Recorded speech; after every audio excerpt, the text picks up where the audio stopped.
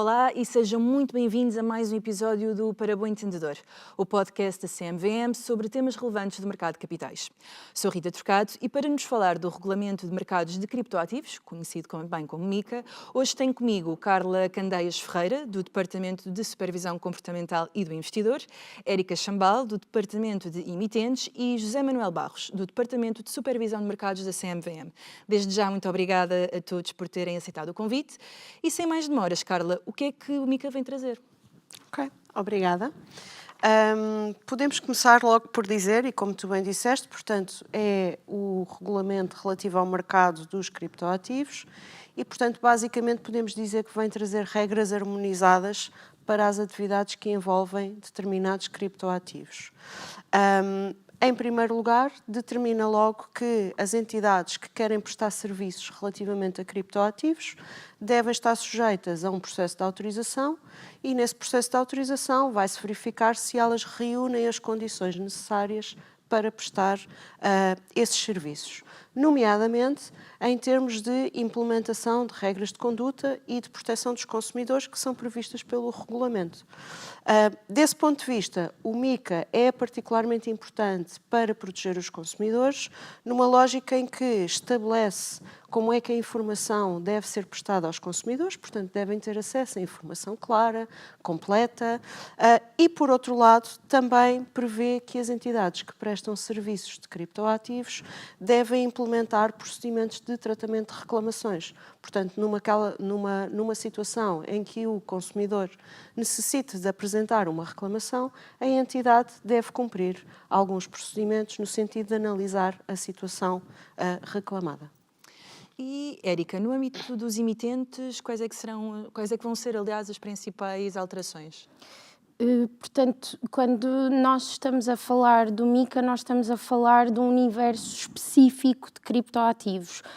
Aquilo que vou fazer aqui para tentar explicar é indicar exatamente o que é que não faz parte do MiCA, que é para ser aqui mais fácil para nós perceber.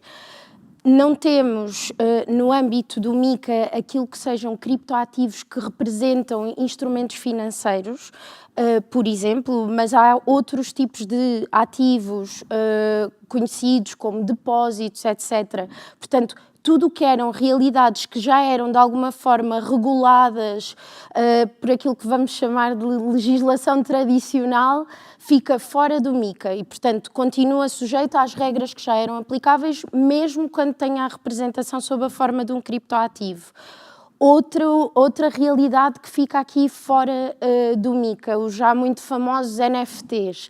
Portanto, são tokens não fungíveis, são tokens únicos e que muitas vezes servem para representar, por exemplo, arte digital. Portanto, ter um e ter o outro é diferente. Estas realidades ficam fora do MiCA, portanto, para todos os outros criptoativos, nós temos que olhar e, no caso concreto, perceber se, cumprindo um determinados requisitos, se depois eles encaixam numa de 3 categorias. Temos aquilo que nós chamamos as stablecoins, que são tokens que, de acordo com o MiCA, procuram manter o seu valor estável e que podem ter por referência moeda, e aqui tem que ser uma moeda oficial e, portanto, imaginemos um ativo que tem por referência euros, isto seria um que se chama no MiCA um e-money token. E, por outro lado, temos ainda nas stablecoins os que são chamados Asset Reference Tokens, que têm na base, portanto, procuram manter o valor estável por referência a ativos que não têm uma lista fechada do que pode estar dentro desses ativos. E depois ainda temos uma categoria, não queria usar esta expressão, mas que é quase uma categoria saco, que é tudo o resto, o que sobrar e que não tem características elencadas e que podem ser várias coisas diferentes, até porque temos que perceber que o MiCA está a tentar responder a uma realidade que é bastante dinâmica. Com isto, o que o MiCA faz é criar vários tipos de emitentes diferentes e vários tipos de ofertas e admissões com características diferentes daquelas que nós conhecemos, mas em que há aqui alguma semelhança com o que nós sabemos dos mercados mais tradicionais, por assim dizer. Em função da tipologia de ativo, portanto, se for da categoria saco, se for um e-money token, um asset reference token, nós vamos ter aqui um conjunto de regras diferentes e estas regras têm essencialmente a ver com alguns momentos-chave, portanto, realização de ofertas que muitas vezes são denominadas de ICOs, e também momentos de admissão à negociação, em que passa a ter que ser divulgada alguma informação. É obrigatória e há requisitos previstos para isso. Algumas entidades, para poderem ser emitentes, podem ou não ter que ser autorizadas e depois, em certos casos, terá também de haver divulgação de informação privilegiada, aqui entendida como informação relevante, que depois tem que ser visto caso a caso como é que se avalia. E, portanto, em termos de emitentes, estas são, assim, as grandes novidades: transparência, requisitos de autorização, mas sempre muito dependente daquilo que seja as características dos ativos que estejam em causa. E voltando a ti, Carla, após a aprovação no Parlamento, quais serão as novas responsabilidades para a CMVM no que respeita à supervisão? Como bem disseste, foi aprovado recentemente no Parlamento Nacional o diploma que prevê quem são as entidades que têm competências em matéria de supervisão e a CMVM competirá, de uma forma geral, a supervisão em termos de supervisão comportamental. Ou seja, o que é que isto quer dizer? Que, no fundo, passamos a ter competência para verificar se as normas de conduta que os prestadores de serviços de criptoativos devem cumprir estão, de facto, a ser verificadas, se estão bem implementadas e, se, eventualmente, não for o caso, passaremos a ter competência para atuar de forma a que sejam corrigidas as situações detectadas. Neste âmbito, de facto, é importante aqui relembrar que os prestadores de serviços de criptoativos estão sujeitos a um conjunto de deveres, alguns muito específicos, mas de uma forma geral têm o dever de atuar e dar informações corretas, claras e que não induzam em erro os investidores. E isto é particularmente importante porque estas informações serão à partida utilizadas para a tomada de decisão que esses investidores fazem quando decidem, por exemplo, investir em criptoativos. Por outro lado, os prestadores de serviços de criptoativos estão também sujeitos a um dever de atuar com honestidade, lealdade e profissionalismo e no melhor interesse dos seus clientes ou dos potenciais clientes.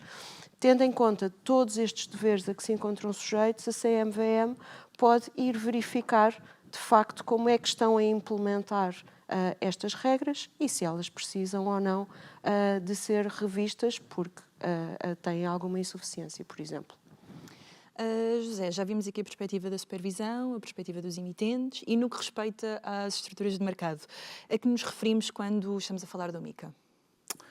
Bom, eu começaria por identificar, porque há muita confusão atualmente e toda a gente chama exchange quando, por exemplo, transaciona criptomoedas na sua plataforma digital.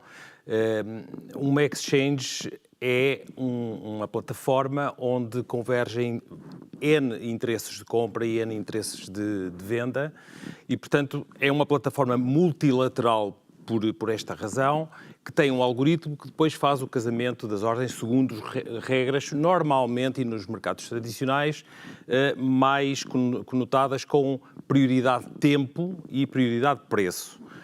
Ou seja, quem der o melhor preço, quem tiver dado a ordem há mais tempo, tem prioridade sobre os demais.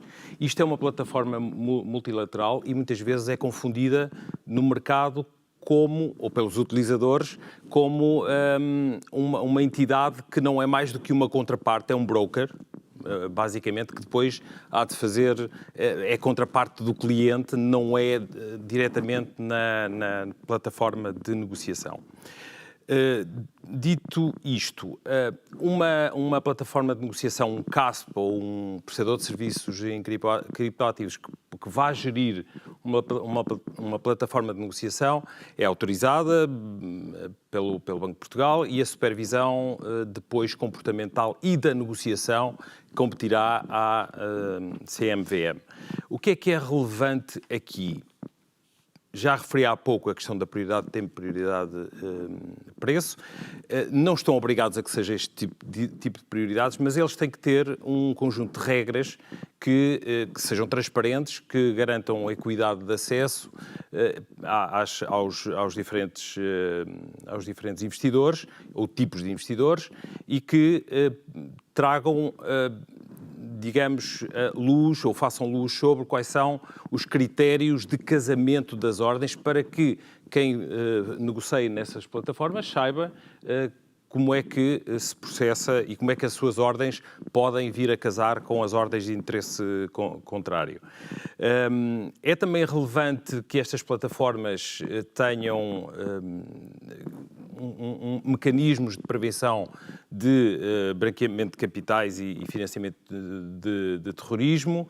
É um aspecto que está muito em voga neste tipo de mercado dos criptoativos e, portanto, é uma das preocupações basilares do novo diploma, é que existam nestas plataformas mecanismos de white labeling, ou seja, de aferição de dados sobre os participantes e sobre a origem do dinheiro também é muito relevante.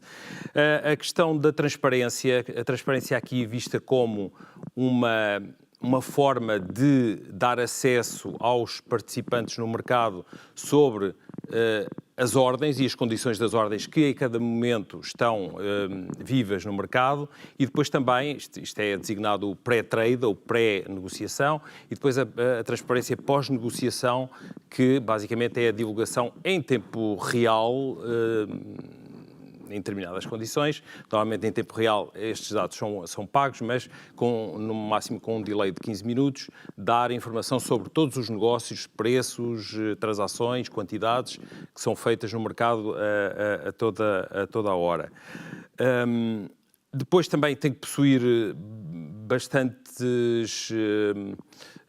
há requisitos bastante relevantes relativamente a questões de cibersegurança e de resiliência operacional dos sistemas, também é um ponto muito importante. O reporte de transações às autoridades competentes, como a CMVM, para o quê? Para podermos passar à etapa seguinte, que é a supervisão da negociação. E a supervisão da negociação é verificar se ela está a ser feita de acordo com as regras que cada plataforma fez aprovar de funcionamento do mercado e também para prevenir situações de crimes contra o mercado. Enfim, neste caso não serão crimes, mas já abordarei esse tema, mas de manipulação e utilização de informação privilegiada. Deixa-me referir, Rita, aqui muito importante que, contrariamente àquilo que se passa no mercado tradicional, em que isto que eu acabei de falar constitui ou são qualificados como crimes contra o mercado e, portanto, têm um tratamento específico enquanto crime. Aqui não, curiosamente, tem uma natureza contra a ordem nacional, portanto, quer a manipulação de mercado, quer a utilização de informação privilegiada, são tratados em sede contra a ordem nacional e não como crimes contra o mercado. Diria que, em breves palavras, a descrição do mecanismo é esta. E se calhar aqui para terminar, e meio que em jeito de mensagem, a pergunta que vos queria lançar, e aos três, é se os investidores ficam ou não mais protegidos com o MiCA. Se calhar começaria por si, José. Claramente, é muito melhor termos alguma legislação do que não a termos, como é óbvio. E, portanto, o legislador também aqui foi bastante equilibrado com o tipo de regras que implementou, que não são nem de longe nem de perto equiparáveis às dos mercados tradicionais, que são muito mais densas, e, portanto, num acesso de clarividência e para não matar o mercado à nascença, o que fez foi, partindo de uma realidade que conhecemos, vamos ver, com a devida flexibilidade, o que é que podemos transpor para esta nova realidade. E acho que o fez com bastante ponderação e estou em crer que muitas daqueles problemas que nós fomos vendo neste mercado desde que ele nasceu e desde que se tornou mais popular, as fraudes constantes, os ICOs falsos, pessoas a fugirem com o dinheiro que as pessoas colocavam, a falta de segregação entre criptoativos e dinheiro e money, para ser mais preciso, dos clientes versus aqueles que pertenciam às próprias plataformas de negociação, não havia separação absolutamente nenhuma. Portanto, tudo isso está salvaguardado e é objeto de supervisão com este diploma. Portanto, claramente, a minha perspectiva, estamos bem mais protegidos com esta regulação do que estávamos, sim. Érica? Eu, primeiro, acho que o José fez um excelente resumo. Acho que este tema, por exemplo, da questão dos fundos que são angariados, por exemplo, em ofertas, é um excelente exemplo de algo que faz toda a diferença na regulação do MiCA e que foi feito com características que respondem especificamente à realidade do mercado de criptoativos, que não é exatamente igual à dos mercados financeiros. Acho que estas preocupações com transparência, mais informação, garantir que há white papers e que os investidores podem logo à partida e durante muito tempo consultar informação sobre os criptoativos que adquirem e que têm em carteira é também um ponto muito relevante. Eu sublinharia só, e tentando aqui também aproveitar algo que o José explicou, que nós, de facto, o MiCA parte de algo que nós já conhecíamos bem para é construído com base em algo que nós já conhecíamos bem. Vai ser importante, ao longo do tempo, perceber como é que tanto o MiCA como os reguladores conseguem aqui reequilibrar as coisas no sentido de dar resposta a desafios que serão necessariamente diferentes, mesmo com regulação. E, portanto, nesse aspecto acho que é importante que tanto os agentes de mercado como os investidores continuem a estar cientes de que existem riscos. Há agora menos do que aquilo que existia antes, mas que é de facto importante continuarem a estar focados em combater alguns dos problemas do passado. E para terminar, Carla? Ok. Sim, a minha opinião converge com aquilo que o José e a Érica também já disseram. Sim, claro que sim. É sempre melhor termos algum tipo de regulação que permita que as entidades que atuam neste mercado tenham um conjunto de regras a seguir que nos permitem depois de verificar se, nomeadamente, os consumidores estão a ser protegidos ou não, no que diz respeito, em particular, no acesso à informação. Portanto, sem sombra de dúvida, eu recordava algo que a Érica já disse há pouco. É importante termos em mente que o MiCA não cobre todos os tipos de criptoativos que existem e, portanto, ao investir num criptoativo não significa automaticamente que aquele investidor possa socorrer-se das regras que existem ao abrigo do MiCA. Por outro lado, e também pelo facto de não ter sido feita uma equivalência na íntegra com aquilo que é a regulação que nós já conhecemos, nomeadamente no mercado de instrumentos financeiros, também é importante aqui salientar que não existem mecanismos de proteção equivalentes como nós já conhecemos, por exemplo, no caso dos instrumentos financeiros ou valores mobiliários, onde temos em Portugal o sistema de indemnização a investidores, ou, no caso dos depósitos, o Fundo de Garantia de Depósitos. Portanto, aqui não existe essa realidade, é importante ter também isso em mente. Por fim, a mensagem principal que eu passaria aqui é, sem prejuízo de ser um mercado sempre em constante evolução, e acho que vamos todos continuar a assistir a essa mesma evolução, eventualmente até no futuro com algumas alterações em matéria de supervisão, mas o futuro dirá como é que elas poderão acontecer. A principal mensagem aqui é para os investidores. E, portanto, o MiCA estabelece um conjunto de regras que têm como objetivo que os investidores tenham acesso a informação clara e completa, assim como os respectivos riscos quando adquirem um criptoativo.